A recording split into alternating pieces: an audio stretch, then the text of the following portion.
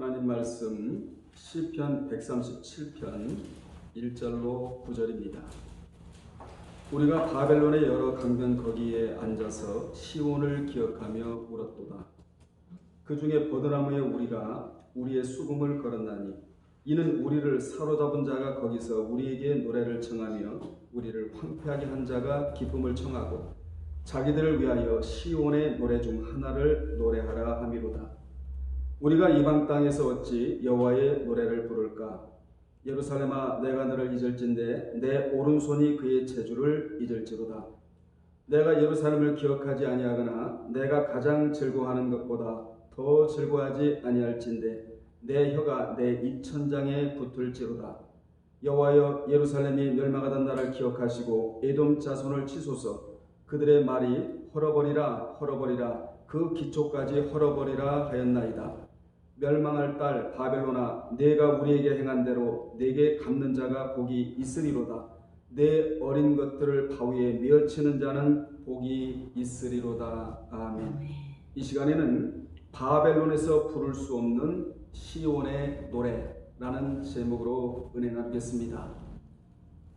본문은 바벨론의 포로로 잡혀간 이스라엘 백성들이 바벨론의 여러 강변, 즉 유프라티스 강 줄기에 앉아서 과거의 예루살렘을 기억하며 흐느끼며 탄식한 내용입니다. 따라서 본문은 바벨론에서 시온을 기억하며 울었던 슬픈 추억을 떠올리는 것으로 시작하여 예루살렘에 대한 충성의 서약으로 진행하다가 결국은 거룩한 도성을 짓밟은 바벨론과 그에 동조하여 합세한 에돔을 저주하는 것으로 마무리되고 있는 내용이 바로 본문입니다.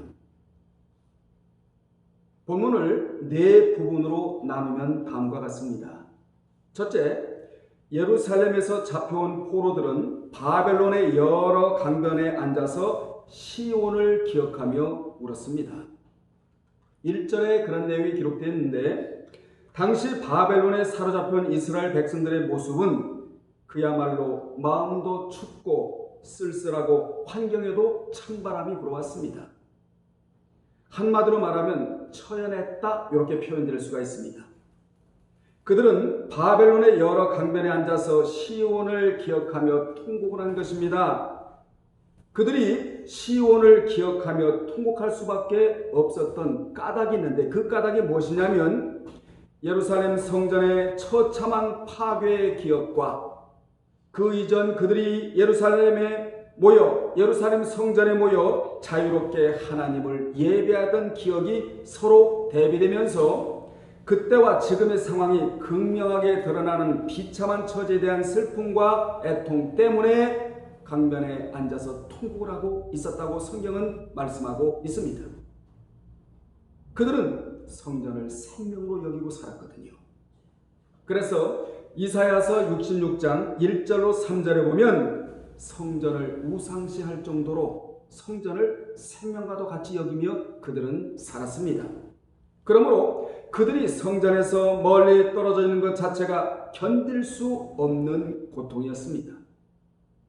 그들은 성전 중심으로 생각하고 성전 중심으로 생활하고 성전 중심으로 축복을 받는다고 확실히 믿는데, 그만 그들이 성전에서 멀리 떨어져 있다는 것은 곧 죽음을 의미하는 것과 같았습니다.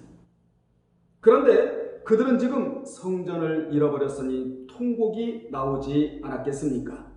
그러면 이들이 이같이 된 이유가 무엇인 줄 아십니까? 이는 그들이 바벨론에 끌려가기 전에 하나님께서 먼저 이사야 선지자를 하나님이 세워주셔서 앞으로 여호와께 돌아오지 않으면, 우상을 내다버리고 안식일을 지키며 하나님 뜻대로 살아가지 아니하면 바벨론에 끌려간다. 150년 전에 이사야 선지자가 말씀을 전해요. 그랬더니 그들이 지금 현재 전해지는 말씀도 못 믿을지언데 150년 이후에 일어날 일을 우리가 어떻게 믿겠느냐? 말씀을 듣지를 않았어요. 그런데 정확하게 150년 이후에 그 말씀이 그대로 성취됐다는 사실입니다. 우리 하나님의 말씀은 그대로 성취가 된다는 사실을 여러분 기억하시기를 바랍니다. 그리고 하나님께서는 예레미야 선지자를 하나님이 세워주셔서 예레미야를 통하여 메시지를 전하게 하셨는데, 그런데 그들은 깨달음이 없었다는 것입니다. 여러분, 깨달음이 왜 없죠? 말씀을 듣지 아니하면 깨달음이 없게 되는 거예요. 깨달음은 말씀을 듣는 데서부터 기인하게 된다. 예레미야는 너희가 하나님의 뜻대로 살지 않으면 바벨론으로 끌려간다, 목이 터지라, 이렇게 외쳐댔지만 그들이 깨닫지 못하자, 그리고 돌이키지 못하자 이 상황에까지 이르게 됐다는 것은 우리에게 참으로 큰 교훈으로 다가올 수밖에 없는데, 그래서 예레미야 선지자는 예레미야 25장 3절로 12절에 보면 그들에게 자그마치 23년 동안이나 거의 똑같은 메시지를 똑같은 대사에게 전하면서 너희가 순종하지 아니하였고 또한 귀를 열고 듣지도 아니했다. 너희는 각자 약한 길과 악행을 버리고 돌아오라. 그리하면 여호와께서 너희와 너희 조상들에게 영원부터 영원까지 준 그 땅에서 살리라. 그러므로 예레미야 선지자의 메시지의 핵심은 돌아오면 살리라. 돌아오면 살리라. 돌아오지 않으면 뭐하리라? 죽으리라. 이게 예레미야 선지자의 메시지의 핵심이었다, 그 말입니다. 그러면서 그는 너희는 다른 신을 따라다니며 섬기거나 경배하지 말며 너희 손으로 만든 것을 가지고 하나님의 노여움을 일으키지도 말라. 그리하면 하나님이 해하지 않으시리라. 만약 그렇게 하지 않으면 하나님께서 북쪽 모든 종족과 내 종 바벨론 왕 느부갓네살을 불러다가 이 땅과 그 주민과 사방 모든 나라를 쳐서 진멸하여 그들을 놀램과 비웃음거리가 되게 하며 땅으로 영원한 폐허가 되게 할 것이고, 그렇게 되면 소리가 들리지 않고 빛이 사라지리라. 이렇게 예레미야 선지자가 남유다 백성들에게 전했어요. 여러분, 소리가 없어지리라. 소리가 들리지 않으리라. 소리는 굉장히 중요하거든요. 성경에서 소리가 차지하는 이 비중이 굉장히 큰 거예요. 소리 중에 최고의 소리는 우리가 하나님께 올리는 찬양의 소리, 기도의 소리, 그리고 위로부터 내려오는 하나님의 음성, 이 소리가 굉장히 중요합니다. 그러므로 우리가 이 세상을 살아가는 데 있어서 원동력은 뭐냐? 여호와의 소리를 듣고 살아가야 된다는 것이지요. 그런데 이 소리가 들리지 않는다는 것입니다. 그 소리가 바로 어떤 소리냐? 기뻐하는 소리가 들리지 않는다. 즐거워하는 소리가 들리지 않는다. 신랑과 신부의 소리가 들리지 않고 맷돌 소리가 들리지 않는다. 맷돌 소리가 들려야 여러분 양식이 풍부하다는 거 아닙니까? 이 소리가 들리지 않는다는 것이지요. 그리고 등불빛이 끊어지게 되고 70년 동안 바벨론의 포로 신세가 될 것이다 라는 내용을 23년 동안이나 경고의 메시지로 전했지만 그들은 들으려고 하지 않았던 것입니다. 들어야 깨닫고 들어야 깨달아요. 그리고 돌이키고 들어야 순종으로 이어져야 살 길이 열리는 것입니다. 그래서 그들은 바벨론에 끌려와 그곳에서 시온을 그리워하며 통곡을 하고 있다는 것이 본문이 주는 내용인데, 그들은 끌려오기 전에는 깨닫지 못하다가 끌려와서야 철이 들었다는 거예요. 이런 내용이 신약의 누가복음 16장 19절에 나오는 믿음 없는 부자. 이 부자는 지옥에 가서 철이 들었던 케이스예요. 그는 지상에 있을 때 주님을 영접하지도 않고 기도하지도 못하고 지옥에 가서야 기도한 자가 믿음 없는 부자입니다. 그는 지옥에 가서 너무나 비참한 것을 보고는 천국에 가 있는 나사로를 내 아버지 집에 보내어 내 형제 다섯에게 복음을 전하여 그들로 이 고통받는 지옥에 오지 않게 해달라고 지옥에서 기도를 했어요. 그런데 그의 기도는 한마디로 딱 잘라지는 기도였다. 즉 이런 지하에 거절당한 기도였다. 여기서 주는 교훈이 뭐죠? 지상에 다리를 가지고 지상을 걸어다니며 살 때 한마디라도 더 기도하고 한마디라도 더 찬양하며 손과 발을 움직여서 하나님 위하여 한 시간이라도 더 우리는 섬겨야 한다는 교훈을 우리가 받아야 합니다. 아멘. 우리가 오늘 말씀을 들으면서 깊이 깨달아야 할 것이 있습니다. 그것은 다름 아닌 지금까지 듣고 깨닫고 하나님께 돌아가야 한다는 것입니다. 돌아오라 살리라, 돌아오지 않으면 죽으리라는 말씀을 오늘 이 시간에 귀담아 듣기를 주의 이름으로 축원합니다. 그리고 여러분 스스로에게 권면을 해야 돼요. 어떤 권면을 해야 되느냐? 내 영혼아 나를 창조하신 여호와께 돌아가라. 내 스스로 나를 창조하신 여호와께 돌아가라. 돌아가야 살 길이다. 아멘. 내가 사는 길은 오직 여호와께 돌아가는 길이다.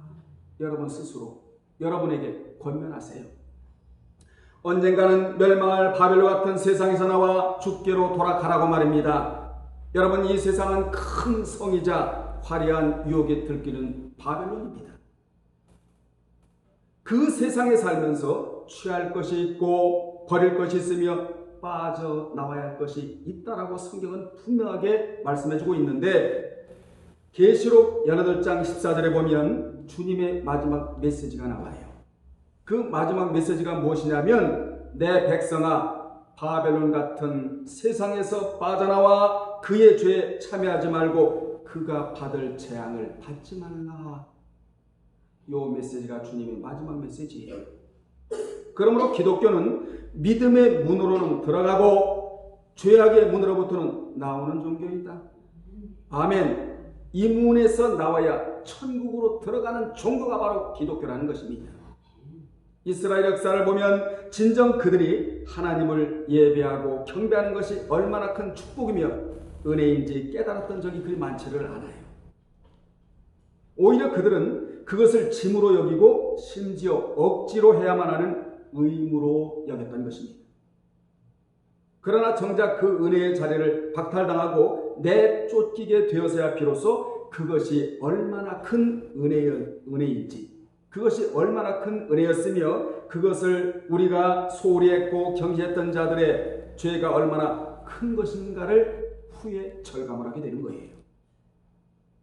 즉 그들은 오늘 본문에 보면 바벨론 강가에 앉아서 통곡하는 처지가 되고서야 그 전에 예루살렘에 같이 그 안에서 하나님을 예배하며 온 민족이 모여 한 목소리로 하나님을 찬양할 수 있었던 그 은혜의 가치를 뒤늦게 깨달았던 것입니다.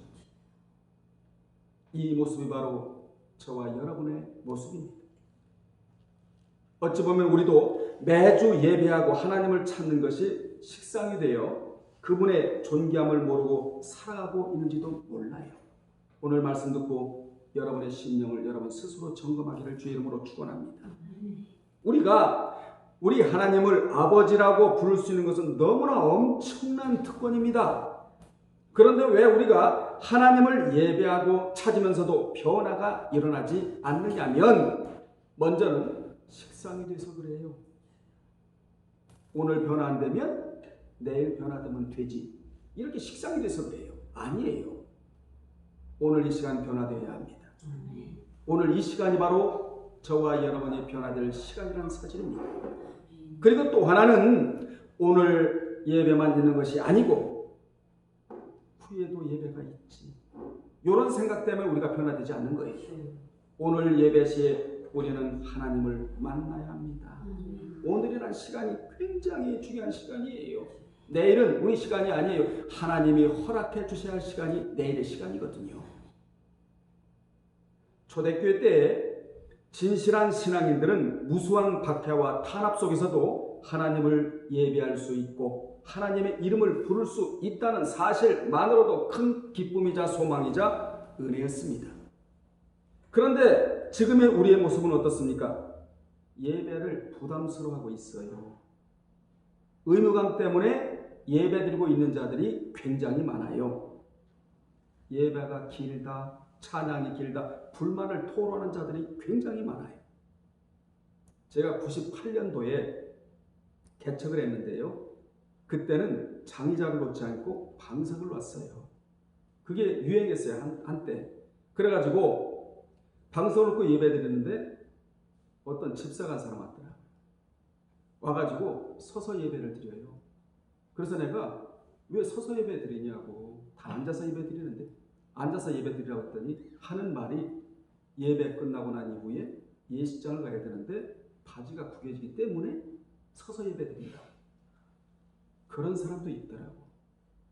여러분, 하나님의 양복에 구입보다 못하신 분입니까?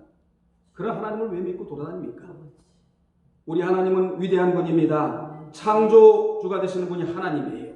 그 하나님을 자랑스럽게 여겨드리면, 그 하나님을 존귀하게 여겨드리면 나도 자랑거리가 늘어나고 나도 존귀한 자가 되는 것입니다. 하나님이 양복보다 못한 분입니까? 하나님은 위대하신 분입니다. 그 하나님을 하나님으로 여기고 살아가는 여러분 되시기를 바랍니다. 우리는 어떠한 힘들고 어려운 환경 속에서도 고귀한 신앙을 소유했던 신앙의 선진들을 본받고 살아야 돼요. 아멘. 감당한 신앙으로 간신히 연명하고 살면 안 됩니다. 여러분, 신앙 중에 아주 비참한 신앙이 있어요. 그 신앙을 이름하여 감당한 신앙이라고 한다. 이는 작은 물체가 매달려서 가볍게 잡고 흔들리는 모양이 간당인데 나의 몸에 붙어있는 신앙이 간당하게 붙어있으면 안 된다는 거예요. 삶에 활용하고도 남음이 있는 신앙을 우리 몸에 붙이고 살아야 되지요. 아멘. 지금이라도 듣지 않았어요. 우리에게 주어진 이 은혜가 얼마나 크고 얼마나 축복인지를 깨닫고 감사를 품고 예배에 임하시는 여러분 되시기를 바랍니다. 만약 하나님이 베푸신 은혜와 축복을 깨닫지 못하고 예배한다면 이스라엘 백성들이 바벨론 강변에서 통곡했던 비참한 상황이 우리에게도 일어날 수 있음을 기억해야 합니다. 그러므로 이를 타산지석으로 삼아 은혜를 은혜로 알고 감사로 예배하며 찬양하는 분들이 되시기를 바랍니다. 두 번째, 그들은 시온의 노래를 거절했습니다. 2절로 4절에 나오는 내용인데 그들은 여호와를 찬양하는 시온의 노래가 이방인의 영거리가 될 수 없다고 단호히 거절을 했습니다. 당시 바벨론인들은 여호와를 찬양하는 시온의 노래를 이방인들 앞에서 부르라고 강력하게 청했지만 그들은 여호와의 노래를 당신들 앞에서 절대로 부를 수 없다는 단호한 의지의 표명으로서 수금을 아예 어디에 걸었다고 성경은 말씀하고 있죠? 버드나무에 걸어버렸다. 당신들이 요구하는 여호와에 대한 찬양 절대로 우리는 부를 수가 없다. 그래서 수금을 아예 버드나무에 걸어버렸다는 거예요. 이는 바벨론인들이 시온의 노래 중 하나를 노래하라고 청한 것에 대한 강한 거절의 표현이었습니다. 여기서 수금은 킨노르라는 단어인데 이스라엘 백성들이 하나님을 찬양하기 위해 사용하던 악기. 누구의 손에 이게 들려져 있었죠? 다윗의 손에. 다윗은 목동으로서 양을 치면서도 시간 날 때마다 손에 뭐가 들려져 있어서 수금이 들려져 있어서 여호와를 찬양하고 했던 자가 바로 다윗이었거든요. 그러므로 다윗은 육적인 일과 영적인 일을 동시에 한 자였다. 우리도 마찬가지예요. 세상에서 세상들을 하지만 또 하나 일을 더 해야 돼. 그 일이 어떤 일이냐? 영적인 일이에요. 왜 그러느냐? 우리는 신분이 두 개를 갖고 살아가는 사람들이잖아요. 하나는 지상 국가 국민이기 때문에 지상 시민권이 있고 또 하나는 그 너머에 천상의 하시림, 천상의 존재이므로 천국의 시민권이 우리에게 있다 이 말이에요. 언젠가는 지상의 시민권을 반납하고 천국의 시민권을 얻어서 영원한 나라에 들어가 하나님과 영원히 살아가게 되는 것입니다. 그러므로 더 중요한 것은 천상의 시민권이 더 중요하지요. 이것을 자랑하고 있잖아요. 사도 바울은. 아멘. 그리고 여기 시온의 노래, 시온슈르라는 단어인데 시온의 노래란 레위인들이 하나님을 찬미하기 위해서 지어서 불렀던 성가를 의미합니다. 즉 이들이 이처럼 강한 거부의 의사를 표현한 것은 세 가지 의미인데 작은 첫째로 바벨론인들이 그들에게 요구했던 것이 매우 큰 신성 모독에 해당하는 것이었기 때문에 거절을 했고 두 번째로는 영적인 자존심이 있었기 때문에 거절을 해버립니다. 오늘 여러분 영적인 자존심이 회복되기를 바랍니다. 이걸 잃으면 안 돼요. 영적인 자존심을 잃어버린 자가 예서예요. 영적인 자존심을 잃어버리면 영적 신분 위에 육적 신분을 올려놓고 살 수밖에 없어요. 영적인 자존심을 지키고 살아가는 자는 육적 신분 위에다가 영적 신분을 올려놓고 살아가는 거예요. 이 자가 야곱입니다. 아멘. 영적인 신분 위에 아무것도 올려놓을 건 없어요. 육적인 신분 위에 영적인 신분을 올려놓고 살아야 되지요. 이런 자를 이름하여 영적 자존심을 갖고 살아가는 자다, 이렇게 표현합니다. 세 번째, 그곳에는 신앙의 순수성을 지키는 성도들이 있었기 때문이다. 바벨론인들이 시온의 노래 중 하나를 노래하라고 청하자 그들은 이렇게 거절을 합니다. 우리가 이방 땅에서 어찌 여호와의 노래를 부를까? 이렇게 거절해버립니다. 찬양은 길거리용이 아니에요. 살아계신 하나님의 임재 앞에서 거룩하게 선지자적인 개념으로 새 노래 말씀을 듣고 깨달은 자가 여호와께 올려야 할 찬양이 바로 우리가 올리는 찬양이라는 사실이다. 어떻게 이방인들 앞에서 여호와의 노래를 풀 수가 있겠는가? 단호하게 거절해버리잖아요. 당시 이렇게 고백하고 있던 자들은 이미 가진 것이라고는 몸밖에 없었어요. 다 잃어버렸습니다. 여러분, 우리는 몸이라도 있잖아요. 다 잃어버렸어요. 저는 그전에 이런 간증을 들었습니다. 어떤 분이 사업하다가 실패를 해서 1원짜리가 남는 겁니다. 근데 우리 교회는 뭐 헌금 그 바구니 이거 돌리지 않지만 그전에도 헌금 바구니 돌렸잖아요. 남들은 헌금 바구니에다 헌금을 하는데 할 게 없는 거예요. 헌금 바구니가 돌아다닐 때마다 그 집사님이 이런 행동을 했다는 거 아니에요. 주여, 저는 하나님 앞에 돈은 드릴 것 없지만 믿음을 드리나이다. 정성을 드리나이다. 하나님을 사랑하는 마음을 담아드리나이다. 이것이 나중에 실패를 성공으로 가져오는 큰 요인이 되었다는 간증을 제가 들은 적이 있습니다. 우리는 몸이 있잖아요. 지금 이들이 이렇게 거절했던 이들이 몸밖에 가진 것이 없었다. 더 설명을 들어보실래요? 이들에게 있어서 국가도 잃어버리고 가족도 잃어버리고 미래도 없는 자들이 바로 오늘 본문에 등장하는 거절한 자들이었다, 그 말이에요. 그런데 이들에게 결코 잃어버리지 않은 한 가지가 있었습니다. 그것은 바로 우리 하나님의 것을 거룩하게 구별하는 순수한 믿음과 영적인 자존심이 그들에게 있었다는 것입니다. 구별함이 있었다는 것이지요. 그들은 이방인에 낯설고 근본적으로 불결한 땅, 음식까지라도 불결한 것으로 간주되는 땅, 그같이 불결한 땅에서 부정하고 불경한 이방 민족들 앞에서 거룩한 여호와의 노래를 부를 수 있겠느냐는 것이에요. 절대로 있을 수가 없다. 더욱이 그들의 영을 위해서 그 노래를 부른다는 것은 용납할 수 없는 일이었습니다. 그들에게는 거룩한 자존심이 있었기에 서슬이 폴은 지배자들에게 목숨을 잃는다 해도 그들의 청에 단호하게 거절을 해버립니다. 이 자를 이름하여 남은 자. 우리 이런 자들을 본받아야 되잖아요. 믿음 없는 자를 우리가 따라할 것이 아니고 이렇게 신앙이 좋은 자를 우리가 본받아야 될 거 아니겠냐, 그 말이에요. 그래서 본을 받아 본을 남기는 우리가 되어야 합니다. 신약 성경을 꽉 짜면 미메테스라는 단어가 나와요. 본받음. 신약을 짜면 본받음이 나와요.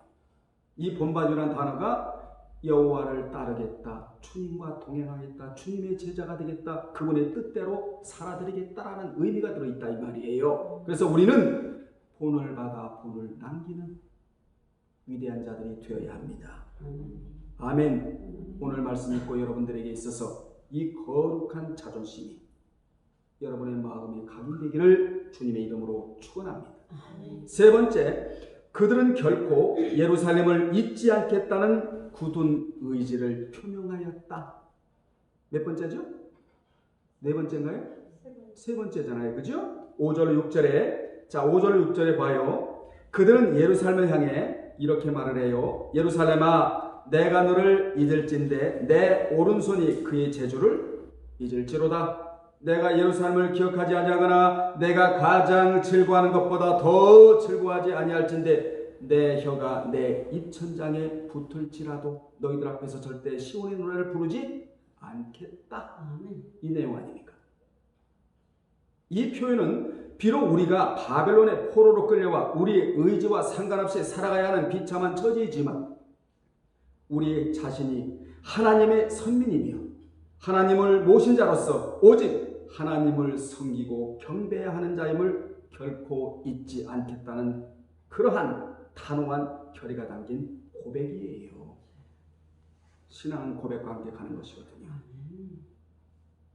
죄는 자백을 해야 되지만 신앙은 고백을 해야 돼요. 아멘. 이같이 하나님에 대해 정확하게 아는 자는 어디를 가든지 이러한 고백을 하게 되어 있습니다.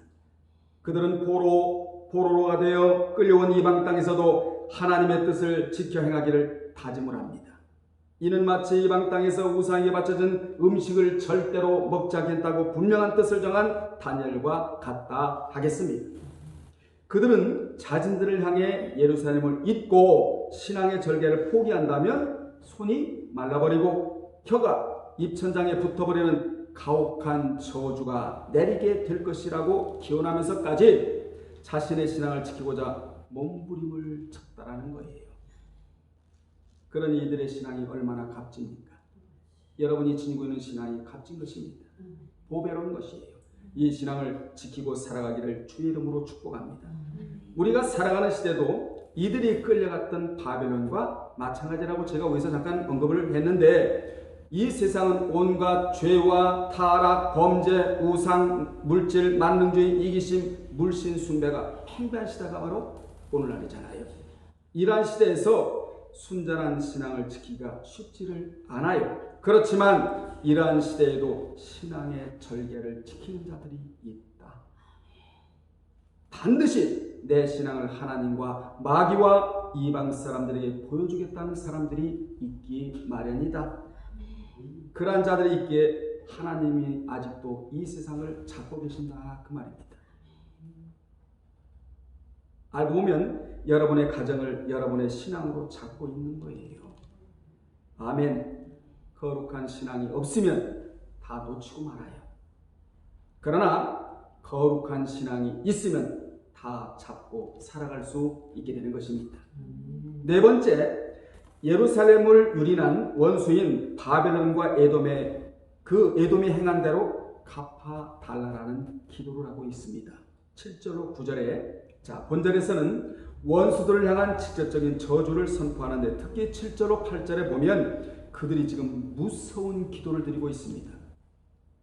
그 기도를 보면 예루살렘이 멸망한 날을 기억하시고 에돔 자손을 치소서 그들의 말이 헐어버리라 그 기초까지 헐어버리라 하였나이다. 멸망할 딸 바벨론아 내가 우리에게 행한 대로 내게 갚는 자가 복이 있으리로다. 이렇게 기도를 드려요. 그들이 행했던 일들을 기억해 주시고 행한 대로 갚아달라는 기도를 드리고 있는 것입니다. 사실 여기에서는 원수의 철저한 멸망이 간구되고 있지만 이는 역설적으로 바벨론의 멸망을 통해 하나님의 공의를 호소하고 시온의 회복을 희구하는 내용입니다. 에돔은 예루살렘이 파멸하여 스스로를 지킬 힘조차 없을 때 군대를 보내 남겨진 사람들을 대상으로 잔혹한 약탈을 해간 민족이 에돔이에요. 뿐만 아니라 도주하는 자나 저항하는 자들은 모두 살육까지 저지른 자들이 에돔 족속입니다. 그리고 아예 남유다 땅의 일부를 강탈하여 그곳에 거하기까지도 하였는데 이에 대해 오바댜 선지자는 내가 멀리 섰던 날 곧 이방인의 그의 재물을 득탈하며 외국인이 그의 성문에 들어가서 예루살렘을 얻기 위하여 제비 뽑던 날에 너도 그들 중 한 사람 같았었느니라 라고 오바댜 1장 11절에서 밝히고 있습니다. 그러면 본문에 나오는 바벨론은 어떠합니까? 세 번의 침공을 통해 예루살렘을 완전히 초토화시켰고, 유대인 시드기야에 대해서는 그 자녀와 귀인들을 그가 보는 앞에서 죽이고 마침내는 그 눈을 뽑아버리고 짐승처럼 사슬에 묶어 끌어갔으며, 나머지 관료들과 상류층의 사람들 또한 포로로 끌어간 자들이 바벨론이에요. 뿐만 아니라 거룩한 하나님의 임재의 상징적 처소인 성전을 짓밟고 더럽혔으며, 모든 성전의 성물을 약탈하는 죄를 서슴지 않은 나라가 바벨론입니다. 그들이 예루살렘에 들어와서 하나님이 쓰시는 성전 안의 모든 기념들을 다 가져가 버려요. 그런데 놀라운 사실은 하나님은 하나하나 전부 다 계산해 주셨다가 나중에 이들이 바벨론에서 돌아올 때 그대로 찾아오신 하나님이에요. 하나님 것은 절대로 손해보는 분이 아닙니다. 그 중에 하나가 복음이에요. 그래서 복음을 막을 자는 없다예요. 복음을 열어놓은 자 복받을 자이고, 복음을 열어놓은 나라는 복받을 나라이고, 복음을 받아들이는 나라도 복받을 나라예요. 복음을 차단하는 나라, 개인 다 망할 것입니다. 아멘. 그런데 우상을 숭배한 자들은 찾아오지를 않아요. 기명은 찾아오시는데 우상을 숭배한 자들은 찾아오지를 않으세요. 무슨 교훈입니까? 우상을 숭배하는 자들은 기명반도 못하다. 기명은 사물이잖아요. 사람은 인격체고 기명만도 못하다는 거예요. 여러분, 우상이 뭐죠? 하나님보다 더 사랑하는 다 우상이야. 그걸 내려놔야 하나님이 이렇게 평가를 내려주세요. 내가 이제야 나를 경외하는구나 라는 평가를 해주시면서 그때부터 진정으로 하나님이 마음의 평강의 복과 물질의 복을 공급해 주시게 되는 것입니다. 아멘. 그래서 이들이 행한 대로 패망과 멸절로 갚아달라고, 이 같은 기도가 얼마 못 가서 그대로 성취가 됩니다. 하나님은 누구든지 행한 그대로 받는 것을 하나님의 법칙으로 정하셨습니다. 그러므로 우리의 행동은 그대로 우리에게 남기는 바로미터가 된다는 사실입니다. 이것은 그 누구도 비껴갈 수가 없어요. 내 대해서 못 받으면 자녀에게까지라도 하나님이 갚아 주시겠다라는 것이 성경이 주는 일관된 진리입니다. 여러분은 하나님의 보응을 의식하시고 주의를 하시기를 바랍니다. 사람 알아달라고 하는 거 하나도 없어요. 사람이 알아준들 지상에서밖에 알아줄 수가 없습니다. 그것도 몇십 년이에요. 그런데 우리 하나님이 알아주시면 영원히 알아주십니다. 그러므로 성숙한 신앙인들은 사람 알아달라고 신앙하지는 않아요. 하나님만 알아주시면 됩니다. 이런 신앙으로 가니까 믿음이 성장할 수밖에 없잖아요. 치명거리가 풍부해지고 말이에요. 자, 9절에 볼까요? 9절에 보면 내 어린 것들을 바위에 메어치는 자는 복이 있으리로다 라는 말씀으로 끝을 내는데, 이는 바벨론이 행했던 그대로 갚아달라는 기도입니다. 사실은 에돔과 바벨론에 대한 분노와 증오를 나타내는 기도이지만 자세히 보면 원수를 하나님께 맡기는 기도라는 것을 우리가 알 수 있습니다. 그들은 에돔과 바벨론에 의해 마치 자녀가 바위에 멸침을 당하는 아픔을 당했으면서도 스스로 원수를 갚겠다고 나서지 않고 오직 기도하는 마음으로 하나님께 맡겨버려요. 맡기는 신앙이 여러분의 신앙이 되기를 바랍니다. 그리고 맡겨놓고 기다렸더니 하나님께서 BC 539년에 메대와 바사를 들어 바벨론을 참혹하게 무너뜨리십니다. 역사의 기록에는 메대와 바사는 본절의 기도의 내용처럼 그대로 바벨론을 멸망시켰다고 기록하고 있습니다. 우리는 본문을 서서히 마무리하면서 왜 이들이 이처럼 모욕거리가 되었는지를 다시 한번 깨달아야 돼요. 하나님의 만류에도 불구하고 마음이 강팍해져 하나님의 뜻을 따르지 않았기 때문에 그렇습니다. 그래서 하나님의 이름을 둔 성전이 이방인들에게 철저히 유린되고, 예루살렘은 이방인의 정착지가 되었으며, 유대인들은 바벨론 전역으로 흩어지는 사상 초유의 사태가 벌어졌다. 왜 이렇게 됐느냐? 신명기 28장 14절로 16절이 이를 대변해주고 있는데, 신명기 28장 14절로 16절대로 그대로 됐다. 거기 보면 내가 오늘 너희에게 명령하는 그 말씀을 떠나 좌로나 우로나 치우치지 아니하고 다른 신을 따라 섬기지 아니하면 이와 같으리라. 내가 만일 내 하나님 여호와의 말씀을 순종하지 아니하여 내가 오늘 내게 명령하는 그의 모든 명령과 규례를 지켜 행하지 아니하면 이 모든 뭐가 저주가 내게 임하며 내게 이를 것이니 16절에 보면 내가 성읍에서도 저주를 받으며 들에서도 저주를 받을 것이다 라는 말씀대로 그대로 되어버린 겁니다. 그래서 성경에 보면 항상 생명적 계시가 먼저 나오고 후에 사망적 계시가 뒤따라 나와요. 여러분 신명기 28장 1절로 몇 절? 14절까지는 생명적 계시예요. 먼저 여호와의 명령을 청종하라.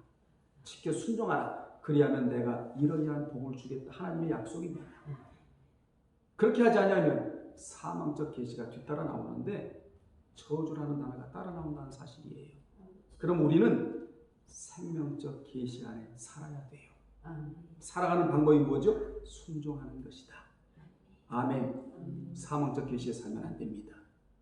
결론 내립니다. 오늘 바벨론 여러 강가에 앉아 흐느끼는 이들이 누구이냐? 성전을 잃고 나라를 잃고 자유를 박탈당하고 조롱과 비웃음거리로 전락해버린 자들이다. 그러나 그들은 이것이 끝이 아님을 알았기에 결코 예루살렘과 또한 하나님의 사랑과 축복을 잊지 않기로 결심을 합니다. 그리고 하나님께서 반드시 자신들을 회복시켜 주실 것을 믿어 의심치를 않아요. 우리도 지금의 어려움이 다가 아닙니다. 비록 수많은 어려움이 있을지라도 포기하지 말고 신앙의 절개를 지키며 나아간다면 우리 하나님은 반드시 우리에게 회복을 시켜 주실 것입니다. 하나님이 우리의 아픔과 상처를 어루만져 주실 것입니다. 이 사실을 믿고 신앙의 자존심을 지켜나가시기를 주님의 이름으로 축원합니다. 기도하겠습니다. 아버지 하나님, 이들은 모든 것을 잃었습니다. 나라도 잃었습니다. 자유도 잃었습니다.